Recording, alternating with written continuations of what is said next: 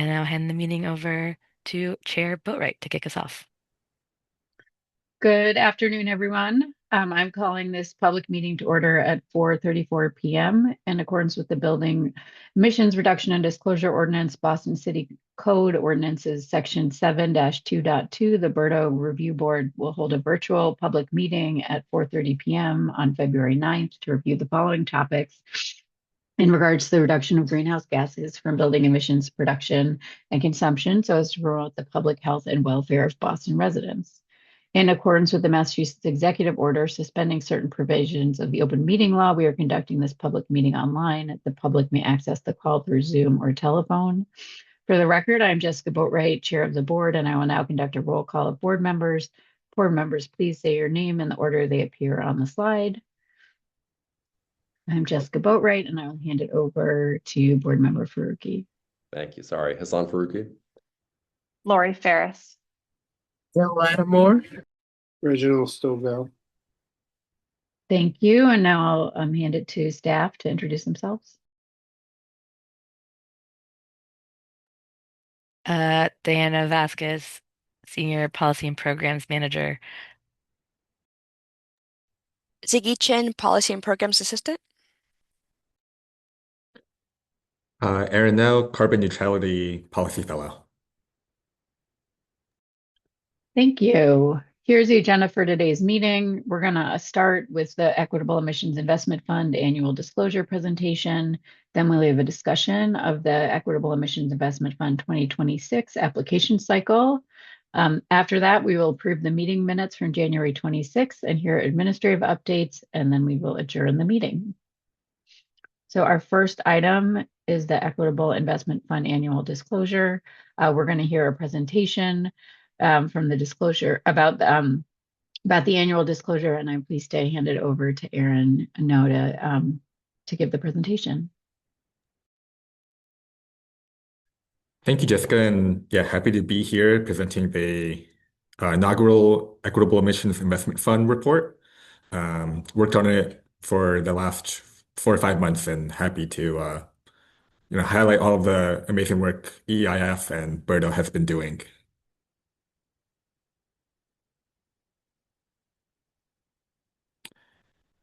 So the inaugural report covers 2025 and 2024 of the Equitable Emissions Investment Fund. It provides a brief background on BERDO, the fund, and description of the selected projects, as well as an overview of the fund's finances to date. This report has a goal of satisfying the fund's annual disclosure requirements, as well as bringing transparency to the spending of public funds and governance. We also think it can play an important role in facilitating knowledge sharing for building retrofits across Greater Boston and all of the innovative, impactful work that the recipients are doing.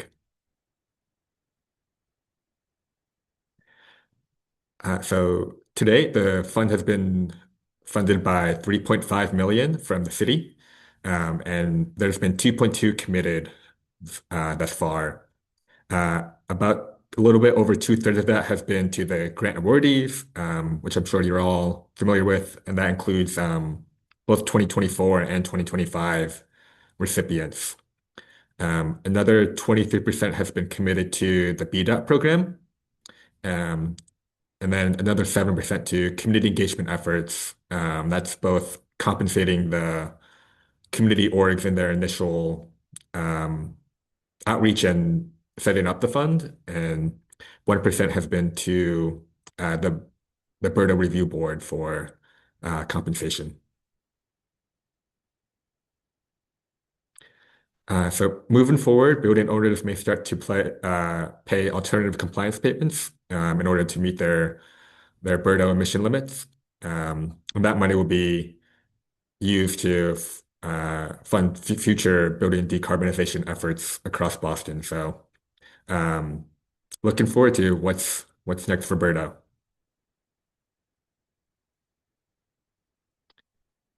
And we've funded 7 projects so far. Cumulatively, they've We estimate that they will reduce Boston's emissions by about 980,000 kilograms of carbon per year, um, which is a lot. And I think it goes to show all of the amazing work community groups are doing across Boston to not just reduce emissions, but make indoor environments more comfortable for everyone. On the right is a brief overview of the projects and award amounts and anticipated benefits.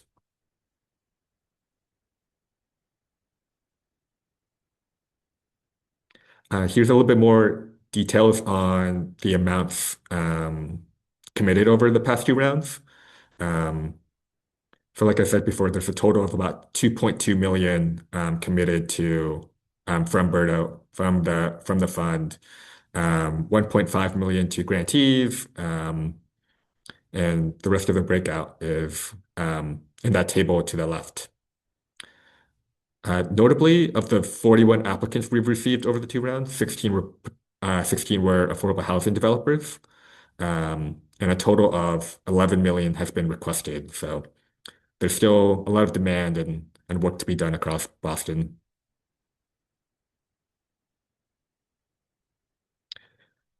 In addition to the report, which is available on the fund's website, there's some other resources like a story map and a map of all of the selected projects. So those are available online at the fund's website as well as through these links. And they're really aiming to just make the interested parties more able to engage with the projects and learn about the fund's impact overall. So hopefully that will offer a more digital element as well. So with that, we'll happily answer any questions that the board or anyone else in the meeting may have around the report and the fund. Um, Chair, if I may, just right before we head into a Yeah. board Q&A, I just wanted to say also shout out Aaron, who was our carbon neutrality fellow this past semester. So he really did most all of the analysis actually. So really looking at all the projects that had applied, all the projects that received funding, sort of their benefits, expected benefits, so on and so forth. And just for some additional context, so the ordinance itself states that there needs to be a sort of annual, disclosure of the fund. So money coming in, money going out. And this is the first year that we actually did it. And so we didn't actually know what it was going to look like necessarily. So Aaron came in and gave it sort of shape and form. And so I'll put the website in the chat, but this report is now live on the website. So if anyone is interested in reading it, they can go check it out. Great. Thank you. And thanks for all your work. I had two questions before I hand it off to other board members. Just one question.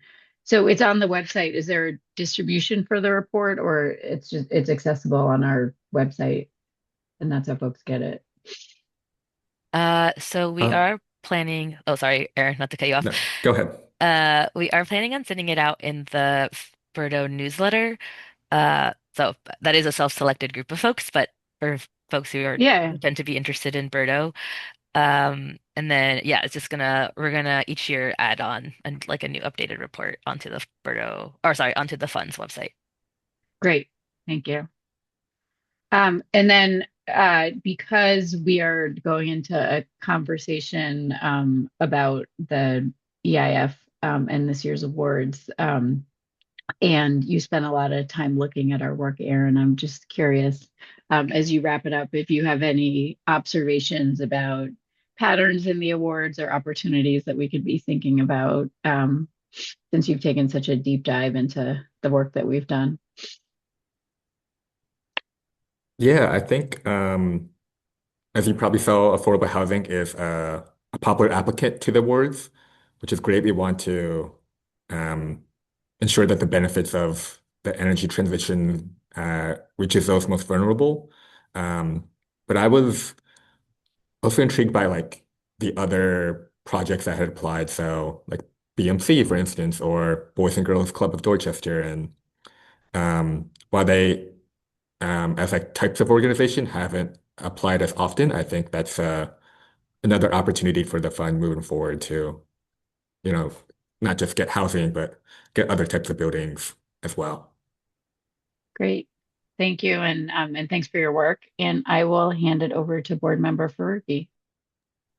Great. Thank you, Madam Chair. And thank you, Aaron, for all the work on this. This is really helpful to see it. And I appreciate all the pictures, including many of us I was not expecting. So thank you. One of the things I was wondering, I know we're fairly early in the grant periods for even our first set of grantees. My understanding is that they're required to submit written reports to the city. Has the city received those reports yet, or is this all just pre-report? Yes, I can answer that. Yes, so we have received we we get sort of two kind of categories of reports, I'll say. We get a quarterly like check-in uh every 3 months, just checking how things are going. Is the project still expected to be completed on time, or are there any like delays that are showing up? That kind of thing. Making sure that they got the money, that kind of stuff. And then we have sort of like milestone reports, and those are a little bit more in depth. So, we hit a milestone. Here's sort of like the like more formal status update, and based on that milestone, um, we then issue like a second invoice. Sorry, so backup context for the grants. Each awardee gets sort of a big chunk, most of the money up front, but then we have like sort of a milestone check-in point where then they get a second payment or a third payment if it's like a really long-term project. And so those reports help us just like ensure things are moving along smoothly. Excellent. Thank you for that. And is the city collecting feedback from applicants, I assume maybe through these quarterly check-ins about um, any pain points that they've experienced either in working with this process or in their broader capital projects? Yes, we do. It's a good question. Actually, about the process, we haven't heard too much feedback. But we do in that forum ask about like any sort of delays, any like hurdles, any barriers that come up.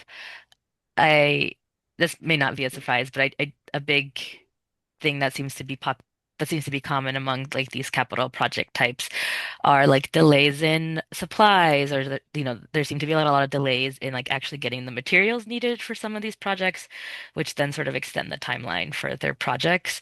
And we understand that's outside of the grantee's control. So it's been very helpful actually to have these like quarterly check-ins just to make sure that we're like still keeping an eye on things, and recognizing that the grantee themselves are paying attention to this, right? It's not like something that fell off to the wayside.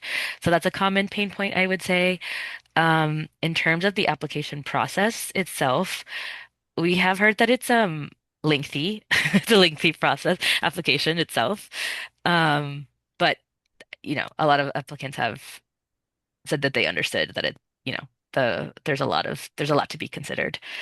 Um, and then I guess the last thing I will say is whenever we've had in past cycles, applicants ask, could we provide them feedback, which is why it's really helpful for us to get sort of those spreadsheets from each of you board members, because then we help synthesize the feedback for the applicants so they can come back with a stronger application if they desire in future cycles. They seem to really appreciate um, having like a one-on-one feedback regarding their application. Excellent. Great. Thanks. And my last question on this is similar to on this report topic. Like, are the applicants also providing information, or I should say the grantees, are they providing information about like any contractors they're working with or like workforce hiring standards or anything like that? And I ask particularly because some of them are providing information about that on the application stage. So I didn't know if we were collecting additional information. Yes, they provide that update in their like report, the formal reports. Great. Cool. Thank you for all those answers. And that's all. So I'll yield back to the chair. Thanks. Thank you. Board member Ferris.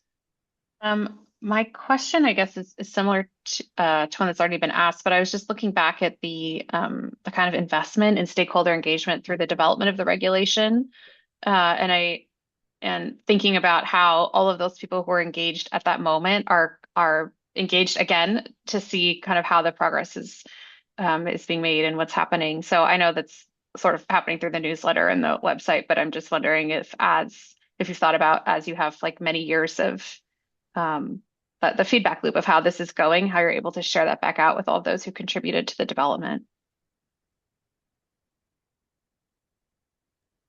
Yeah, that's a great question. And I can also provide a little bit more detail to that sort of that slice of the pie chart. So, you know, BERDO, the ordinance is sort of the like umbrella law, right? But once the umbrella law is passed, then you have to start making like the more like smaller details, rules, or what we call regulations.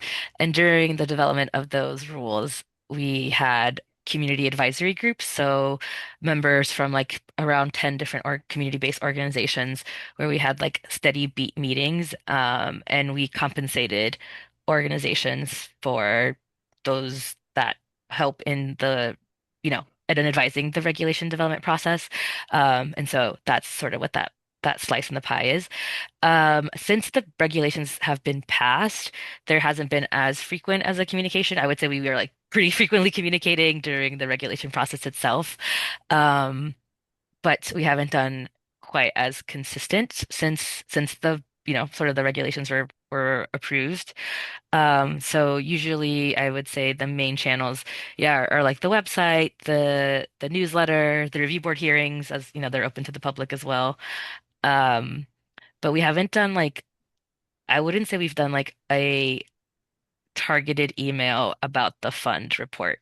But that's something we could do. We still have all the contact information, and we could send an email with that type of update if you think that would be prudent. Well, I think it's nice. I mean, I haven't read the report. I will admit I'm not intimately familiar with the report, but it feels like a nice way to say like thank you for your engagement and thanks to all of your work. These are the outcomes we're starting to see. It feels like a nice kind of moment to celebrate having compiled all of the data and start to reflect on the how it's leading to progress for us. Yeah, I think that's a good point. It's nice to have some night like good news. That was my only question. Thank you. Great. Thanks. Board Member Lattimore. Thank you, and thanks, Aaron, for your work on it. It was really helpful to read the report. Very well done. Thank you. I do have some questions and kind of a follow-up to some of the other questions, but I guess the first thing I'm wondering about is, and maybe this is for a later part of the meeting, but I think it may be appropriate here. For those grantees that were relying on the federal solar tax credit, that piece, how have they done? Have you gotten a status report from those grantees? Because I know that tax credit, I know there are one or two, I think, maybe one that was maybe two that were granted funds. Were they able to take advantage of that given the 12/31/25 deadline, or has that been tracked? I'm just curious about that.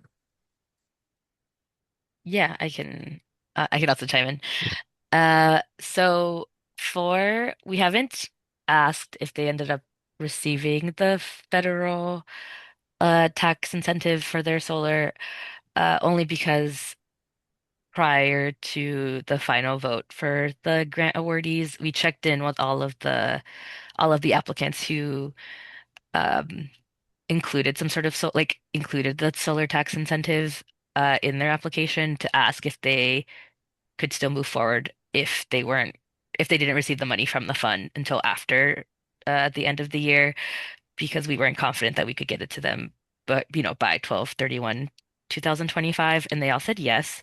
So it seemed that they all felt confident they could still move forward, even if they did get money from the fund and they didn't receive it until 2026.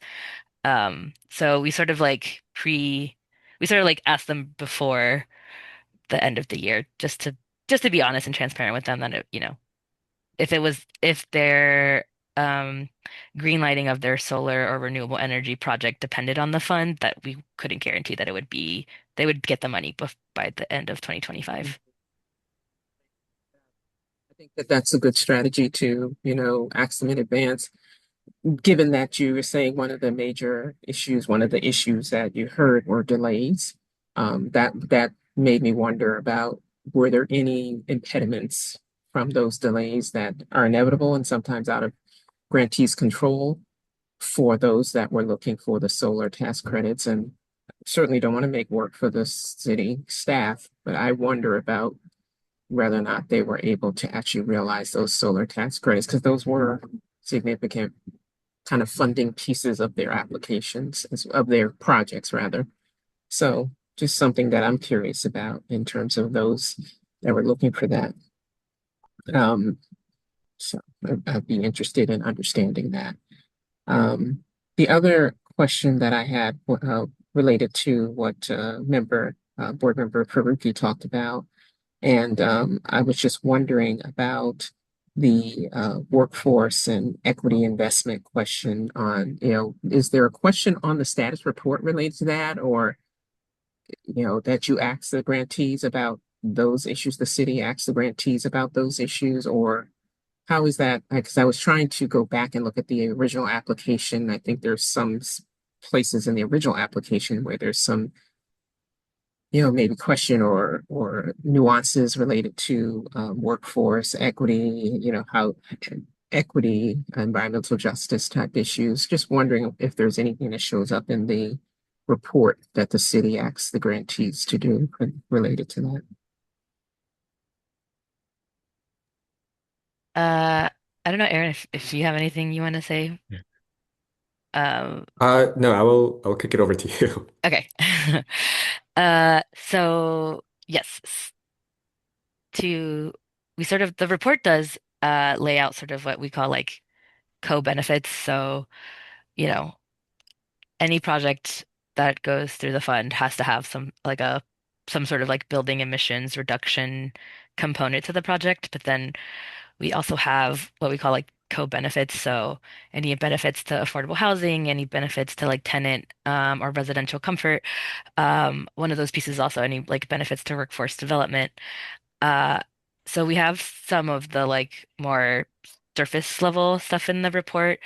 And then with each individual grantee in that sort of like more formal report that I mentioned earlier, when they like hit a milestone, we go back to their application and see the benefits that they listed in their application, um, and sort of say, like, give us an update on this. Like, did this materialize? How did it materialize? That kind of thing. And so we didn't put like that level of detail in the report itself, but in the like public annual report, but when grantees submit their milestone report, we get a little bit more specific about their project and their both co-benefits. Great, thank you. I mean, I think it'd be great to understand what some of those kind of environmental justice or workforce development metrics. Board member Lattimore, your sound is out. We can. Okay. Let me move closer. I'm going to Okay, go yeah, off now we screen, can hear and you. I just have Okay. one or two more questions. I'm going to go off screen. And that is, so I really appreciate it. And I think it'd be great, as I said, to get any, information formally or informally about those type of things, because I think it'd be great if we are seeing some environmental beyond the kind of reduced emissions, which is certainly, what we're looking for. Any other kind of environmental justice benefits, I think would be great to document if it's possible. So the last two questions I have, I think it's just two more quick questions. One is, and when Aaron did the summary of the greenhouse or the emissions reductions, almost 980,000, I think, kilograms of CO2 reduced from the projects. I just wondered if there's a way to translate that into like common terms, like, sometimes when you hear that kind of stat, it's hard to wrap your head around what it means. Like, is it like this many cars off the street or whatever? I mean, is there a way? I don't want to put Aaron or anyone on the spot, but just wondered if there's a way to kind of make that kind of more, in addition to having the metric, just have some kind of common understanding or way of the common person understanding what that means. Yeah, that's a good question, Gail. We had initially thought of maybe trying to translate that into like maybe like cars driven or like miles driven for a vehicle or something along those lines. But ultimately, we decided for the initial report just sort of get the baseline number and then maybe in future iterations try to translate a little bit better. Because agreed, like um, kilograms of CO2 is sort of not something a, a layperson would understand. Not sure if I understand it either. Um, but yeah, I think we didn't do it for the initial version to avoid any of that confusion and also try not to like pit like cars on the road versus building reductions. No, I hear you. Yeah. No, and I think it's an excellent number, and it's very impressive, almost 1 million kilograms of reduction. So definitely nothing to sneeze at. Just curious about how it translates to kind of a common understanding. So thank you. And then the related to that, I was just wondering about what was my question? I'm looking at my notes. Sorry. Just the grantees stories. I just wondered if the grantees were interviewed for any of their stories. I thought it was interesting, or if most of that came from their applications. Yeah, definitely most of it came from the applications. Pulled a couple quotes from previous news articles and um, things of that nature, but also didn't want to like impose too much and ask for too much of the project recipients. Know that they have a lot going on in their own day to day. So, while we wanted to highlight all of the innovative work they were doing, didn't want to, ask them for information that, we probably already had in file. Definitely appreciate that. I thought it was a great report. And the last point I want to make, and then I'll cede my questions is, and thanks for bearing with me, is in terms of that going back to the 980 kilograms into common language. I don't expect that the 980,000 kilograms of carbon CO2 reduced maybe makes a dent in the broader number, but that would be another angle, meaning like compared to the broader emissions number, it probably isn't measurable, these seven grantees reduction, but that's just another angle of making it a little bit more common. So, but I thought it was a great report. So thank you. And thanks for bearing with me with these questions. I cede back to the chair. Thank you. Board Member Stovall. Thank you. Um, that was one of the questions that Gail was talking about, making it more understandable for the layman. We tend to forget sometimes a lot of people are not on the metric system. And unfortunately, this country still hasn't really adopted it the way it was supposed to. Aaron, thank you for your time. Thank you for taking the time to put together the report for us. We do appreciate it. Other than that, it's, everybody asked the same. Faruqi asked the same question as well as Gail about the inclusion. So I'm pretty much done. I mean, I enjoyed it. I appreciate you taking the time to put it together. You did a great job, all of you. Thank you. I yield back the floor. Thank you. I just saw that both board members Ferris and Faruqi put some helpful resources and thoughts in the chat. So if folks want to take a look at that. But if there are any, do I see any other questions that haven't been asked or answered? Okay, great. Let's move on to the second agenda item. Thanks again to Aaron for joining us tonight and for all your work on the report. We're going to be discussing the Equitable Emissions Investment Fund 2026 application cycle. So I will hand it over to Diana. Thank you, Chair. And yes, thank you all for um, checking out the report. Something I guess we didn't say, but I'll say now, like if you want, please feel free to share it out. I think this, the fund is a group effort, including all of the board members here. So really happy to like see something come together to summarize some of the great work that's being funded through the report. I mean, sorry, through the fund. So speaking of, perfect segue to the next topic. Hard to believe, but we're already around that time where we start opening application cycles for the fund. And so thought it would be a good time to start this conversation around this year's application cycle. Next slide, please, Ziggy. So just very quickly, I wanted to do a very quick review of sort of what organizations have been granted so far. So 2024 was the first year where we opened the fund. We had 19 applications total. Three organizations ended up being funded. All just happened to be affordable housing developers for different types of projects. And then in 2025, so just last year, we ended up awarding four organizations and had 22 applications total. This time we had a little bit more diversities in terms of the types of organizations, and also had a varied types in terms of project types, in terms of what was actually being done with the fund money.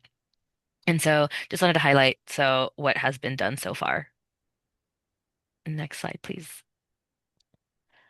And then quickly just wanted to review what the application process is like. So in the past two application cycles, we've done what we call a grant announcement. So it's just this really long PDF document.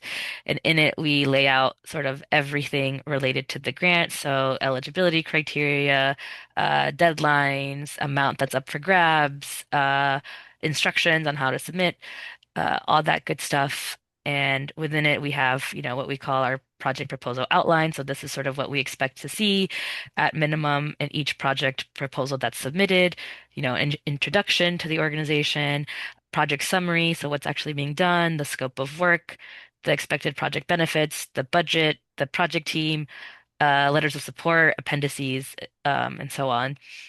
Another key resource is the budget template, so really break down where the money would go and any other funding sources. So most of the time, I would say almost all of the applications typically have other sources of funding for their project. So just really laying out, what the fund will be going to versus what other funding is going to the project. Uh, this past cycle, we also included a template to sort of across the board make the same emissions. Our first application cycle, we sort of let applicants submit their expected emissions reduction and realized that that gave us a wide variety of results. So we asked all of our applicants to use the same template so that they are actually much more comparable. And so they all have to fill out this emissions template that we create, so we can see sort of what the expected reductions is from their project. And then finally, they all submitted it. They would submit all of this information through a Google form, so that we had it all in one place. And we also, in that Google form, had some additional questions that didn't quite fit in the grant opportunity or the project proposal that just gave us a little bit more insight into the organization. So, making sure that they were a 501(c)(3), et cetera. So that's sort of what the application cycle or the process has been like in the last two cycles. Next slide, please. And this is just a reminder of what the templates look like. So they're pretty thorough, but they are hopefully straightforward. So hopefully not too complicated for folks, but get us the information that we need to be able to compare the projects. And yeah, so these are also submitted in addition to the project proposal appendices and then submitted via the Google form. Okay, next slide, please. And then just a reminder, I mean, I think you are all very familiar since we just did this last year, but sort of how applications are evaluated. So in terms of eligibility criteria, um, only nonprofit organizations or organizations with a fiscal sponsor are eligible to apply for the fund at this time. It may change in the future once we start receiving alternative compliance payments. In terms of projects themselves, projects must serve um, what is called a public purpose and include a building emissions reductions component to the project itself. And then finally, as board members, you already know this, but also projects are evaluated based on other co-benefits that they provide. So, any benefits to affordable housing, any benefits to tenants, labor, workforce development, outdoor air quality, indoor air quality, quality of life, climate resilience benefits, energy justice benefits, and anything else that the applicant would like to include in their application. And then I just wanted to highlight as a reminder for priority areas from last year, the board had highlighted that they wanted to prioritize projects that were being done in buildings that were subject to BERDO, so those that are 20,000 square feet or larger, or residential multifamily buildings that have 15 units or more. Uh, Projects that had energy efficiency improvements and or renewable energy projects, and then projects that had a workforce development as a benefit to their projects. So I would say these were sort of like areas that the board last year had signaled that they were particularly interested in. So trying to encourage people who had projects that fit this who had fit these criteria to apply. Next slide. Okay, awesome. So that's awesome reviews, reminders, context. But moving into the application cycle for this year, wanted to highlight some considerations. So, if we want to match the sort of application timeline as last year, which I think would be good so folks could have an idea of when these cycles open, we would be aiming for a March 30th opening date for the application cycle and a June 1st closing deadline. And then I also wanted to flag the city is transitioning to a software named WiseHive, so there will be no more Google Forms. It'll be a much more, we're hoping, professional, like streamlined software. So that's something that's going to also be happening, and so we need to plan for that sort of transition onto WiseHive as that's coming down this year.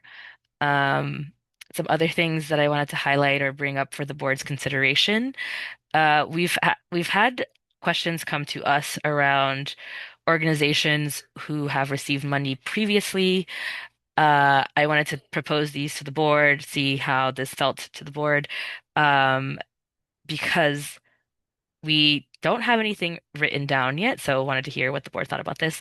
That organizations may not submit the same project in a different application year while an active grant for that project is still underway as a sort of eligibility criteria. And then priority will be given to organizations that have not previously received funding from the fund. Um, so two things that I think will align with the board, but wanted to propose that to you all. Um, and then other sort of discussion questions. So I kind of envisioned using some of this time to hear from the board on other topics around the fund. Any reactions to those proposed criteria? Are there any priority areas that we want to highlight for this year? In terms of like application, in terms of signaling to applicants what the board is interested in this year. Um, is there anything else in the application itself that the board would like to be included? Um, Recognizing, the the past couple cycles we've sort of like refined it a little bit, but maybe there's still something missing. And just anything else at the board that comes to mind for the board as we prepare for this year's application cycle to open. And I think that's it. I think the rest is just discussion.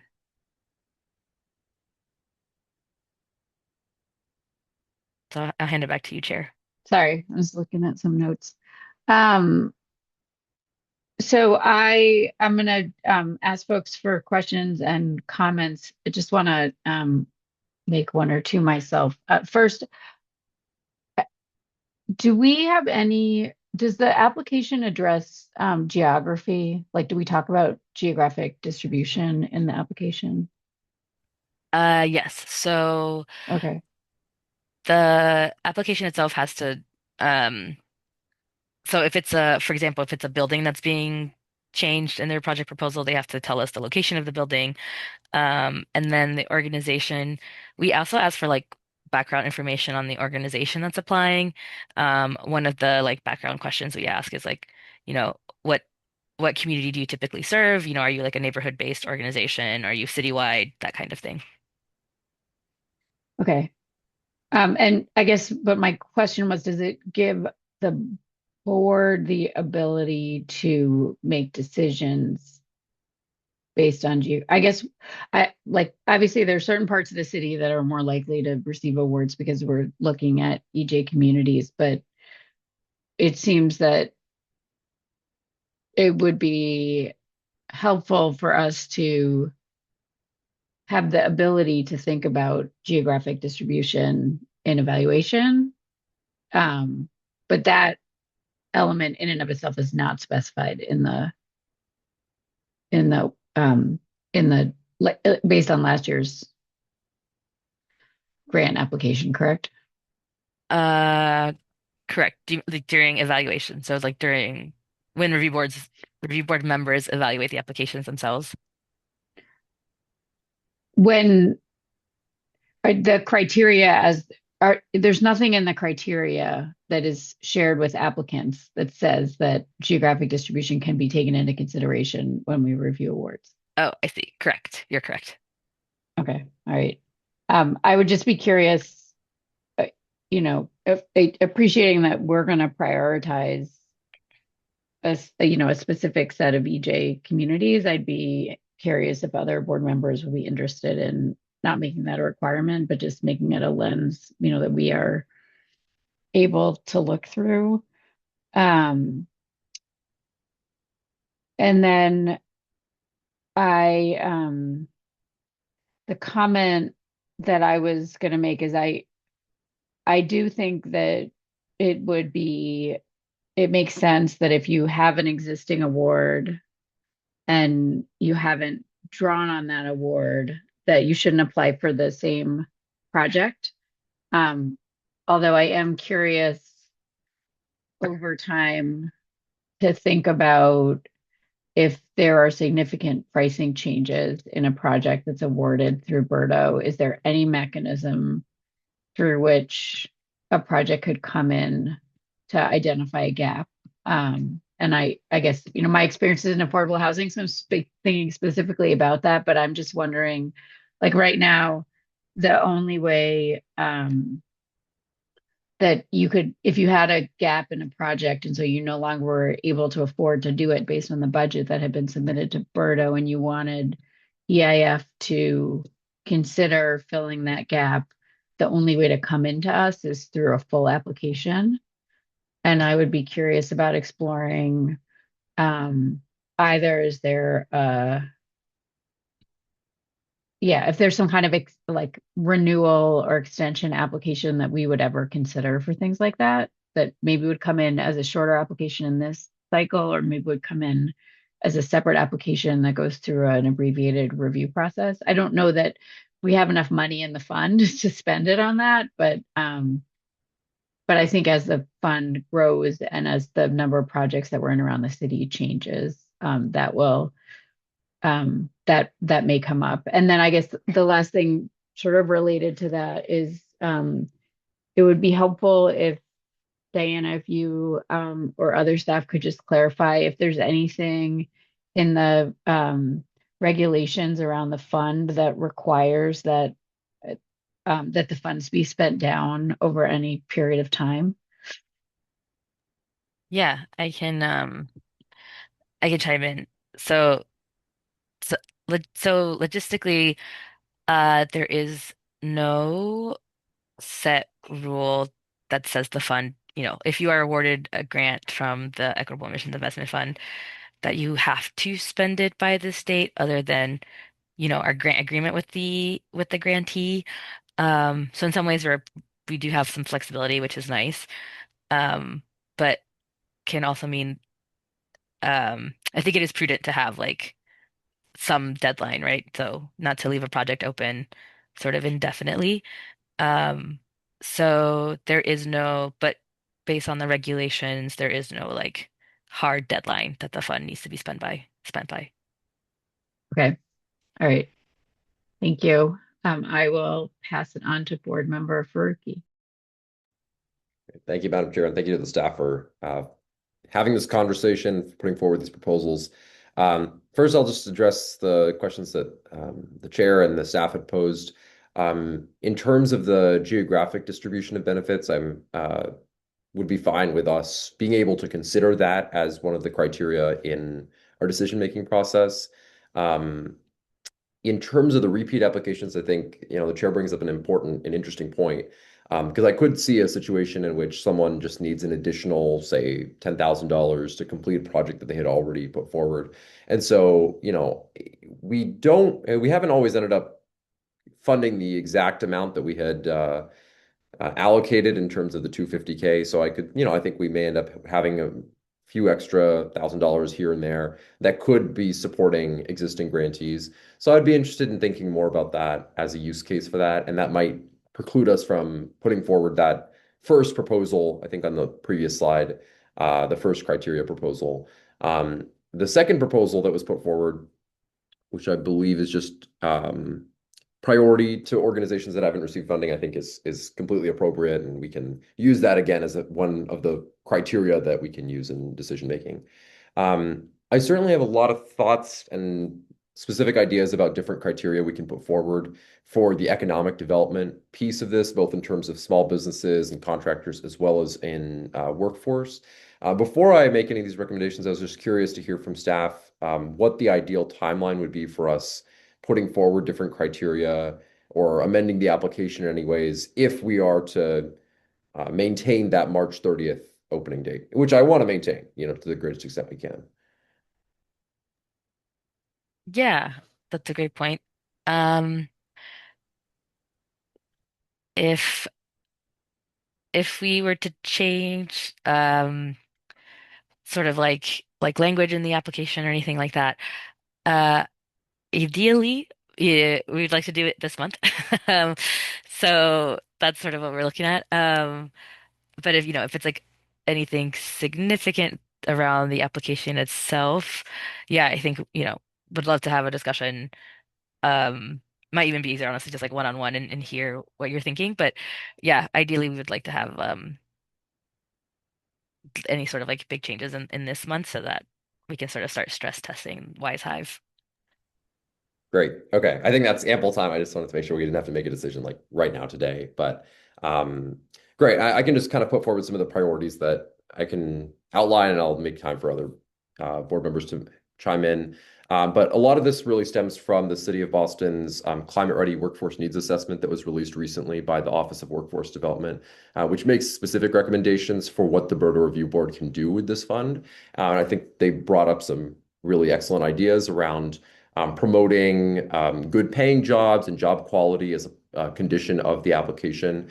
And so I would be, interested in pursuing ideas like that, as well as to make sure we are ensuring a diverse workforce and a workforce that comes from our city, as well as, of course, opportunities to promote, minority business enterprises and other types of contractors who might not have, who might be in that so-called disadvantaged business enterprise category. And I asked about the timeline because I want to make sure that we can put forward language that is legally sound, given the unfortunate legal environment that we're in, as well as language that can be flexible, given that many would-be applicants may already have existing collective bargaining agreements or policies or practices around minority business enterprise use. So of course, we don't want to make anything that would restrict too many people from even being able to apply for funding.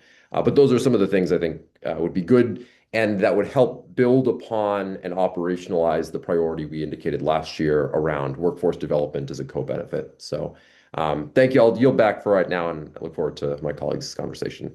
Thanks. Thank you. Board Member Ferris?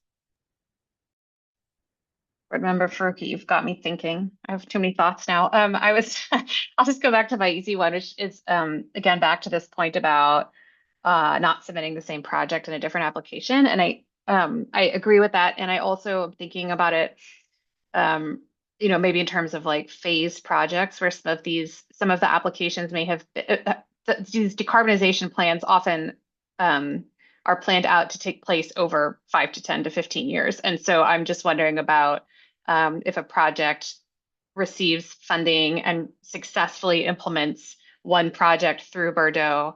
I just want to make sure that when we define like project, we're not precluding them from continuing on to implement a subsequent phase of decarbonization. And I don't think that's what it says here. I just want to be like make sure it's clear in the language. Yeah, now I'm also, I don't, this isn't a comment or question, but now I'm also thinking of other ways in which we could help with the co-benefits as your, economic development being one of them, but are there maybe others we could selectively introduce to align with other priorities of the city around climate justice, climate action, resilience, kind of all of the other big topics that are trying to be addressed so that we can maximize the outcomes associated with the funding. But I'll think more about that. Thank you. That's all for me. Thank you. I want to move on to Board Member Lattimore. I was going to ask if anyone had any like additional thoughts on that topic, but I think Board Member Lattimore might have one. Yeah. So I think I'm going to go off screen again so that I can be heard. Hopefully you can hear me. I appreciate the comments that everyone has made, particularly the comments that Board Member Faruqi has made about kind of workforce development and other environmental justice type aspects of the application. First of all, I think I agree with all the comments so far. I do though wonder about when it comes to the same project getting more funding. I definitely think that we want to prioritize. Well, let's put it this way. I appreciate the proposed criteria that's on the screen for those 2 points that are under the proposed criteria for the board's consideration. I definitely appreciate those. I also appreciate the flexibility for those who might need more money. It's hard to, for me at least, to figure out, how to comment on, someone needing more funding for the same project without understanding what type of funding we have available. Because I think that's been mentioned before, because I like the approach that the city has in other areas. I know Jessica knows that, from an affordable housing perspective, when she was with the city, there was always often a need for, nonprofit affordable housing developers to come back to the city to ask for additional funding. So I definitely appreciate that. And the city did have some flexibility, maybe some discretionary funds, but without understanding where the alternative compliance payments, how all this is going to line up financially, with additional funding, it's hard to make a judgment on how to look at it. Although I appreciate the flexibility, these projects can be tough, and there's often a need for additional money. So to me, I know from past conversations, it sounds like it's hard to project what the alternative compliance payments might add up to in any given year. We haven't even started them yet, but that is to me an outlier that's making it difficult for me to wrestle that question. But I do just in general appreciate the priority areas for last year, and I think they're still good. And would really appreciate keeping some of those priority areas from last year that were on the previous slide, the things that we were as a board saying were important to us. I also appreciate the diversity of geography issue that the chair brought up.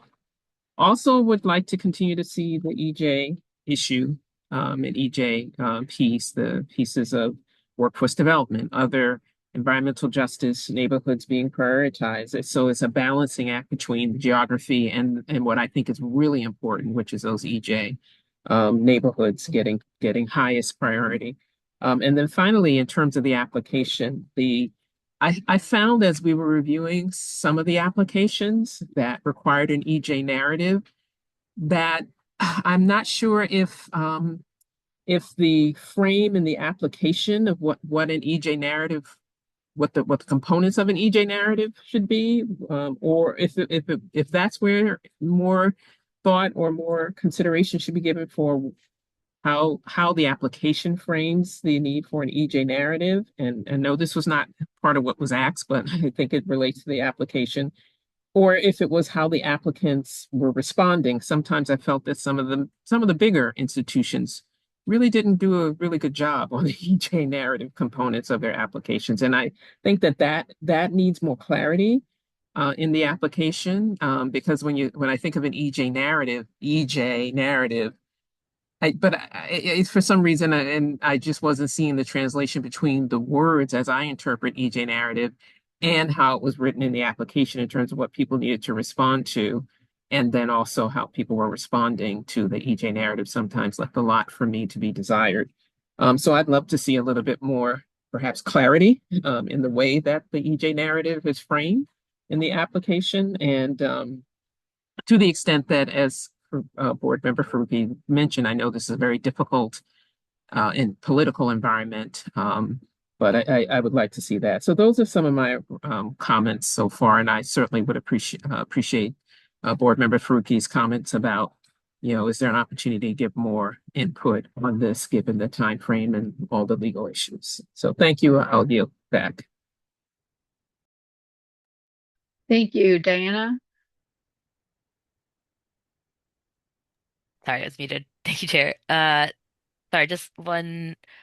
Board Member Lattimore brought something up that I thought that is actually helpful context. So, well, you'll see that in the report we have about 1.2 million in the fund currently.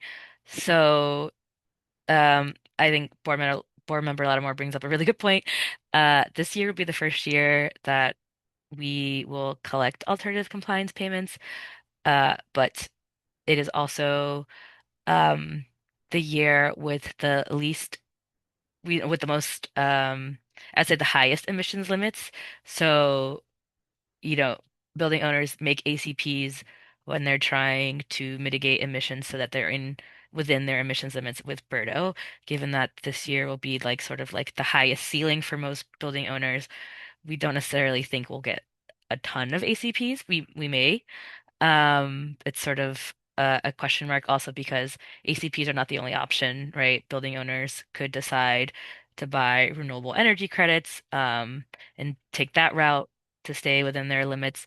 So it's a little tough to know for sure how much money will be coming into the fund. But currently we have about 1.2 million. And if we decide this year, so if the board decides to release another 750,000, that is something to consider for the coming years. So I just wanted to provide some of that, from some of the numbers behind the fund. Thank you. Thank you. Board Member Stovall. Yes, thank you, everybody. Gail and Faruqi and all my other board member. I think the EJ narrative is very important. And just like Faruqi said, we just need to be given, it needs to be given time for the legal department to take a look at how to best word it.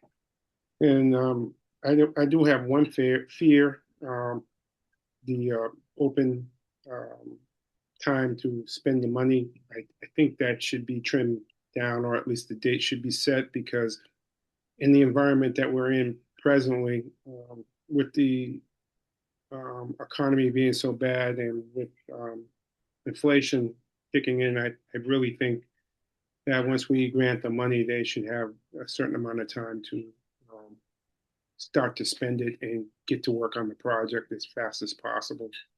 Because materials go up, whatever we're allowing them to, whatever we're funding them for, the price is not going to stay the same, not with the way things are.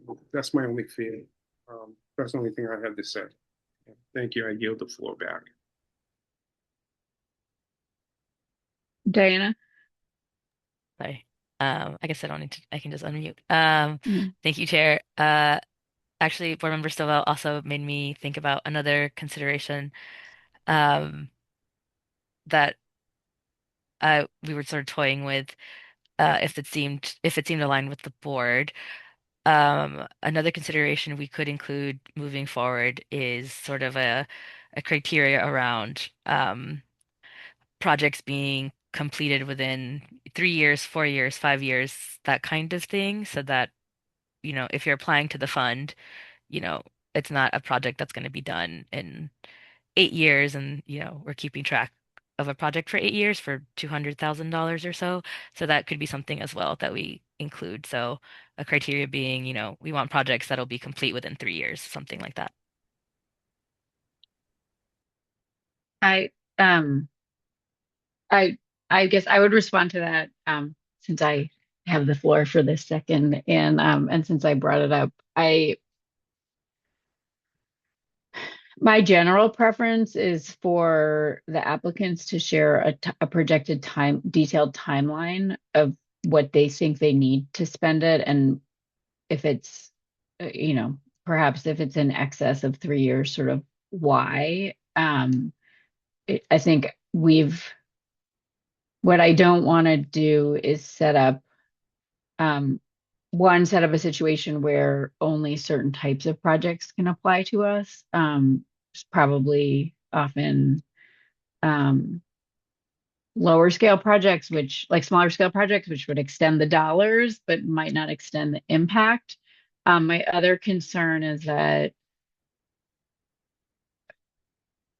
typically what I saw particularly when I was at the Mayor's Office of Housing funding projects, but what I've seen generally, particularly now working in a nonprofit that receives grant funding, I think the majority of the time it is the preference of a grantee to spend things as quickly as possible. The majority of the time, and obviously rules are in place because different things happen, but Board Member Lattimore has brought up in this meeting and some others, it changes in the funding environment for this kind of work that have surprised people on projects because they're relying on sources that are not priorities for the current federal administration, or because other public agencies are short of dollars. And so what I would want to do is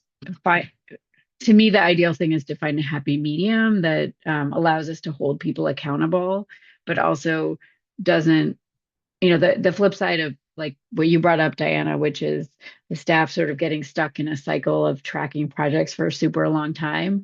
The flip side of that is you constantly having to track down projects that are working on a schedule that can be explained but have to resubmit because we set up timelines that were too short. I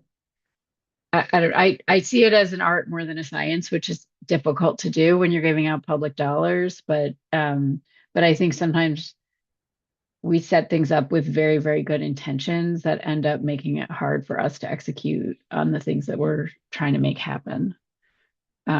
So I would, I guess, put that out for consideration.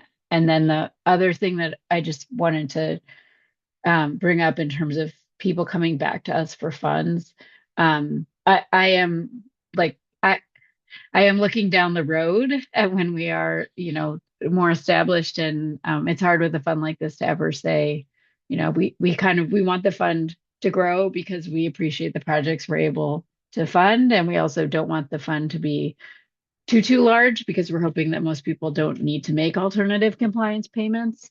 EIF probably is not going to be a gap filling fund, right? Like we're probably going to be, if you have a project that's complicated enough where you need a significant amount more money, we're probably not going to be the right source for you, and definitely not in the short term. But maybe there are some standards that we can set up so that if there's a small overage, like particularly for projects where we are one of a fewer number of sources, there's a way for them to come in that doesn't require an entire application. Although I'm still on the fence about that one, but I know that we have given to some projects where there aren't like a whole big, it's not a whole big stack of sources, but it's a specific project. And so if they need a smaller amount of funds, we may want to be able to consider that. I'd be okay exploring that and figuring out in our next application cycle, because we just haven't had that many rounds of awards, but I just want to flag it as something we should think about. And with that, I want to ask if other board members have other thoughts or questions based on the discussion that we've been having? Board Member Faruqi. Yes, thank you. Yeah, really great points from everyone here. I think first on that kind of expedited process, I mean, certainly considering the feedback from the applicants and my own experience reviewing these applications, I'd love to see if there are places where we can make the entire application shorter for everyone, within, of course, the requirements that we have to make. Uh, I think, my second point is looking at the criteria that we have on the screen. Um, I would be okay with accepting some of these criteria on this cycle only. I wouldn't want to impose these criteria on a permanent basis, and really because I could imagine, I mean, it's early. I mean, we've only funded like 7 organizations, but I could imagine, say, a 2025 grantee wants to come back in 2045 and get funding. I don't think that should be an issue. But under the current language, I imagine that that would actually be prohibited, and we'll run out of good groups to fund fairly quickly at that point. The second point is also on this first bullet of the proposed criteria. While an active grant for the project is underway, I think we all are assuming that this is an active grant from the Equitable Emissions Investment Fund, but I would want to clarify that in the language so we make sure that organizations that are receiving funding from some other city department or another grant are not also then precluded from receiving funding from this fund. I have no problem if someone is getting a grant from Mayor's Office of Housing or from CPA that they can also still get funding from this. I think that's fine. Um, my last point slash question is if we have a timeline for when we will know how much money will come in through the alternative compliance payments. I don't imagine that'll be for this funding round. It might become relevant next year, but I was just curious what that is, if anyone knows. And with that, I'll yield back. Thank Yeah, I can um provide. I unfortunately don't have nice solid answer, but I can shed some light on in terms of the process. So building owners start reporting their emissions in February. Um, so actually this month the reporting form will open. The deadline for reporting is May 15th. So by May 15th this year, building owners will have to like submit all of their information, all of their data. At that point, because this is the first year that we are like benchmarking or like requiring an emissions limit, we're actually doing some manual data quality checks just to make sure things are working. So we're building in some of that time, at which case uh building owners will then see how they sort of stack against their limit. And then in theory, we'll make an alternative compliance payment. I know Claudia has done a little bit more work with setting up the ACP system. I don't know if Claudia, if you have anything to add, not to put you on the spot, but if you have anything else to add. No, so it will all depend on when the building owner is reporting. So in theory, building owners that report earlier, as long as all of the systems we're planning are effectively online on time for alternative compliance statements. So we might see some of those trickling in before May 15. But we should expect, I think, the bulk of alternative compliance statements coming in mid-May, late May, as most people actually report closer to the deadline. And as we review all of those submissions, we want to make sure that building owners are not paying alternative compliance statements until our team has actually reviewed their emissions data, and we can more certainly assert are they in or out of compliance. So maybe that's not the most certain answer, but closer to May 15 and afterwards. Thank you. Board Member Lattimore. Thank you. Going off screen again so I could be heard. Right. So, my point is, I appreciate Board Member Faruqi asking for more clarity on the alternative compliance payments, and I know it's difficult. My point is a different one, which is getting back to the timing for people to spend the money. I certainly think it's important and appreciate the need to be flexible. As a former affordable housing developer, we know how many issues pop up as you're trying to do any kind of development. Um, and I think there is a model at the city that has, a time frame set for it, but for expending funds, but also has some flexibility. And to me, I think I would point to the Community Preservation Act funding, which has I believe, a 2-year window for spending the funds. I know we had a grant that didn't have to do with affordable housing, had to do with open space.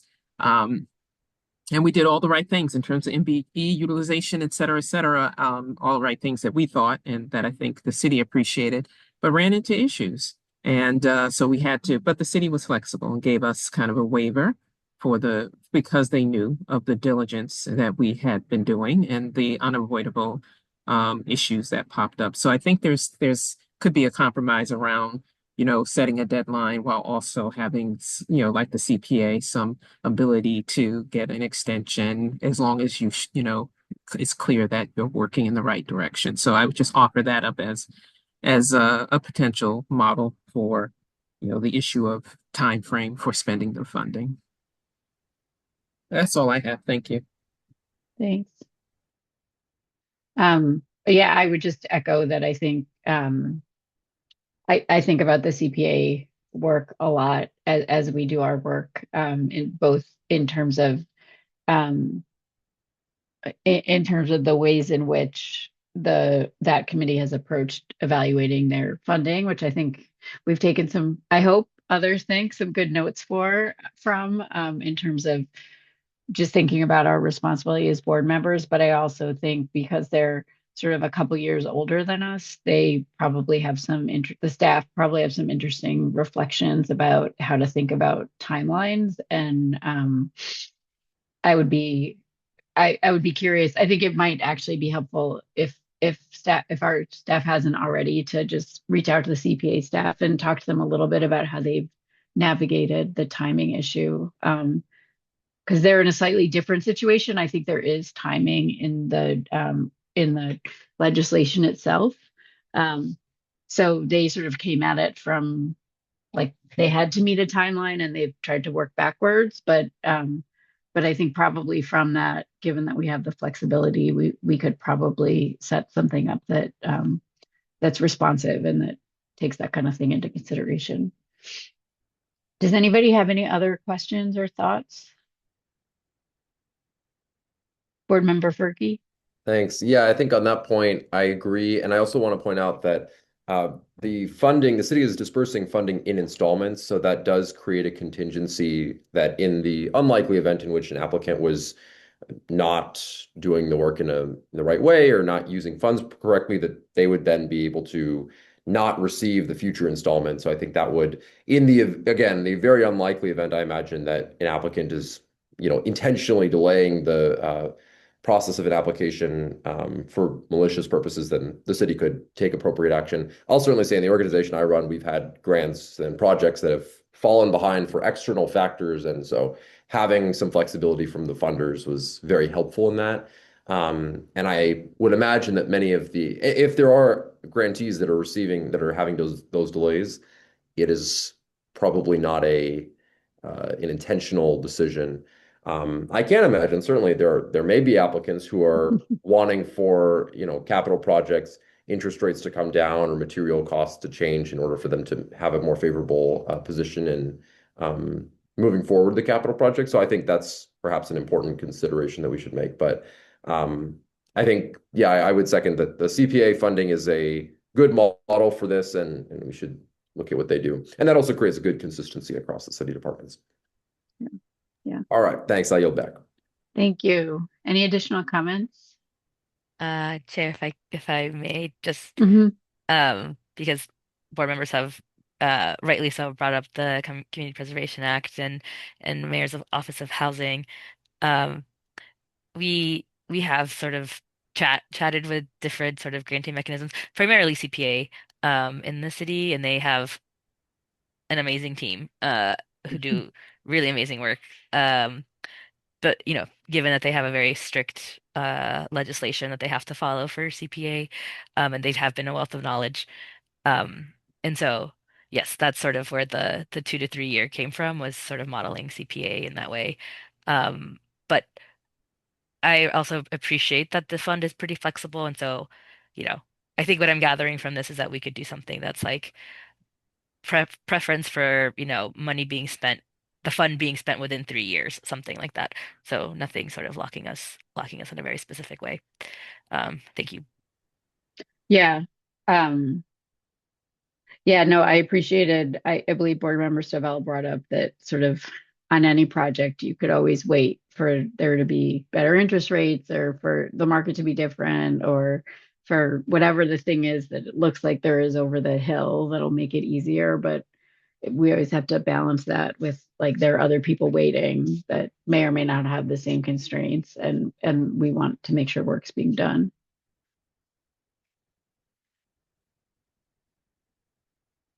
So not seeing other comments, can I just ask before we move on to our next agenda item, what can staff just remind the board sort of what's the next juncture at which we'll see the materials for the application cycle?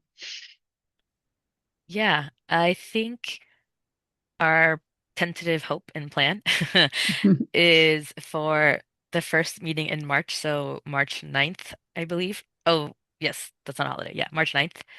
Um, we will bring back a proposal to the board uh, based on this conversation.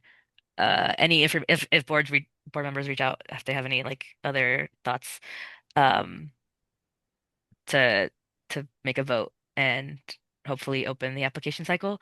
Obviously, if we need more time, we can delay the opening, but I do think it'd be nice to try to keep the timeline around the same time of year, so applicants know, or they can have an idea of when the application cycle will open. But so right now our plan is to come back with a more like concrete proposal March 9th. Great. Thank you. Thanks for all your work on this. I think we can move on to our next agenda item, which is the approval of the meeting minutes. And I will ask if there is a motion to approve oh, I guess before, are there any questions about or comments about the January 26th minutes? Board Member Lattimore. Motion to approve. Thank you. Is there a second? We have a second for Board Member Ferris. All those in favor, on the motion to approve the minutes, you may vote in favor, oppose, or abstain. If everyone in favor can either show their real hand or their virtual hand. All right, it looks like we have a unanimous approval. So the ayes have it. The minutes have been approved, and I will hand it over to Ziggy for administrative updates. Thank you, Chair. First, I just want to say that we have not received any new applications for flexibility measures. Next, if the board members on the last meeting, you've all voted to publish the streamlined short-term hardship compliance plan, and so that indeed has been published on the review board and BERDO website for building owners to find and to apply. Also saying that reporting will open on next Tuesday, February 17th. So building owners should be getting ready to report their 2025 energy data by requesting their data from utility companies. Also, we have the BERDO team has launched a webinar series for this year to help support building owners reporting their data and emissions compliance. The first webinar was on February 5th, and that covered renewable energy and mass Class 1 REC Connector program. The recording is available now on the BERDO website under previous events, and then the rest of the webinar series can be found on under upcoming events. So that will include a webinar on the 2026 BERDO reporting, third-party verification, and flexibility measures. And then finally, we are proposing for going to February 23rd meeting since we have no flexibility measure applications and no other agenda items, and then coming back on March 9th with that proposal to open the Equitable Emissions Investment Fund. So then the next meeting will be actually March 9th. And that's all for me. Thank you, Chair. Thank you. Great. Are there any concerns about schedule change at Board Member Lattimore?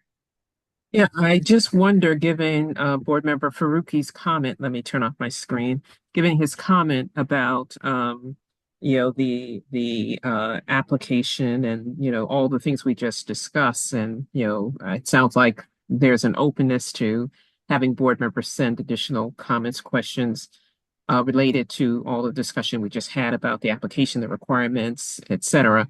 But I wondered if it made sense for us to also have another meeting in February for that purpose as well, or if it should be done off, off cycle, meaning just via email. I'm just putting that as a question.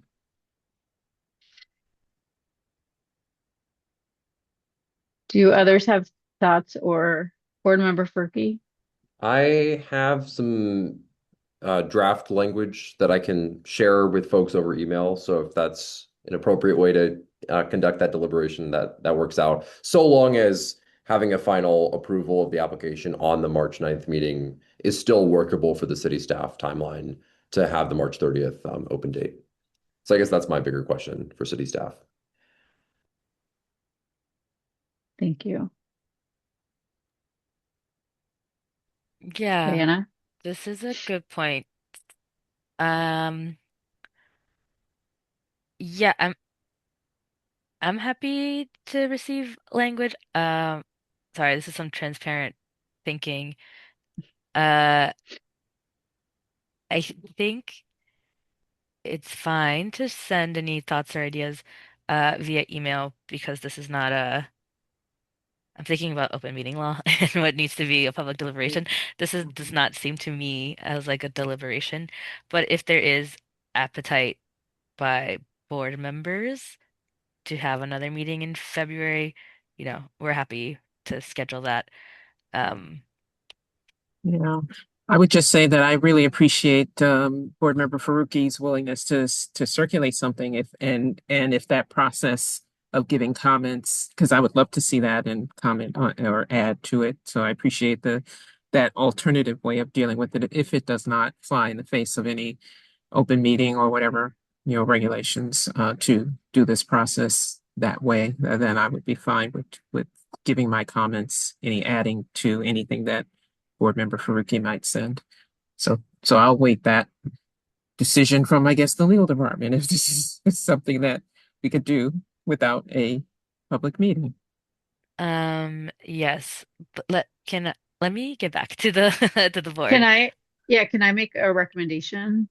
Could we pick, like a date such as, sorry, I don't have my calendar in front of me, but, oh yeah, I do. If like we could all try to get our comments, any comments to staff by February 17th and which is a week plus the holiday, and then we could, um, assuming that's okay. So like if that's okay, we get our comments to you by the 17th, and then staff on that day could make a judgment call about whether the comments are sort of cumulative comments that help with a draft or comments that require discussion based on the open meeting law, and we do it that way. Uh, Sorry, just one more uh thing to consider. Mhm. All public meeting agendas need to be posted 10 days prior to the meeting. Okay. So for a February 23rd meeting, that agenda would need to be published by this Friday. Um, and so that's something else. But if board members wanted to send staff like individual feedback, that's totally fine. It sort of gets trickier when board members start to collaborate together, because that could be considered a deliberation. And so maybe I think it seems so if board members want to send staff their individual thoughts, I think that's totally acceptable. Um, it gets a little bit trickier when board members collaborate. Okay. I would just ask in that case that since it sounds like it may be a collaboration to add or comment on what Yeah. Board Member Faruqi sends out. I was hoping we could do that, but that I'd be happy to. I'm very willing to give my brief comments to the city in whatever time frame makes sense. I would just ask that if that's the route, that the individual comment route, that there just be a reminder in a time frame from the city because even though I'm in retirement, it's still busy for me. So a reminder would be helpful for that and with the deadline. Thank you. Board Member Furphy. Yes, I was going to agree with that. And if we can, I was imagining we can conduct it in a similar way to how we've done the rating sheets for fund applications, where we can share with the city staff and they can kind of distribute. So if that sounds good, I'm happy to provide my own thoughts as well and do work offline. Okay, so I think why don't we we will look to the staff for we will plan that it will probably happen in a way that's similar to the application review. Um and um and if for any reason that any issue comes up, we'll just expect to hear from staff. We'll plan not to have our next meeting and then to go over all the comments together on March 9th. But if for any reason there's something different about this than when we do the application review, we'll just look to staff to let us know in the next couple of days. Sounds great. Yes, we're happy to send out a sort of email reminder or Google. I mean, we're big fans of Google Forms, so maybe a Google form Yeah, soliciting your comments. yeah, that might be